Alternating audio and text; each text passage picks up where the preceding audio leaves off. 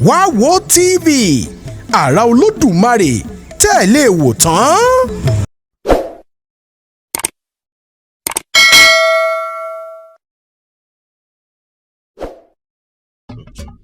Ìṣàgè òkúta ńlá rìbìtì tí ó fi góńgórí ilẹ̀ lélẹ̀ lórí òkúta kékeré kan lókè Adó Àwáyè tí ò sì yí ṣubú láti gbà tẹ̀dó.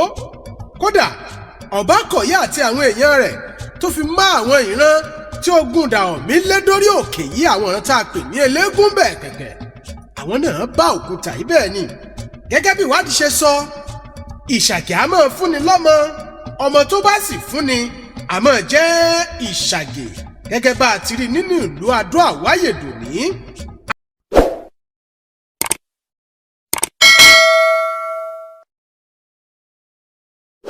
Wá wo TV àrà Olódùmarè tẹ́ ẹ lè wò tán.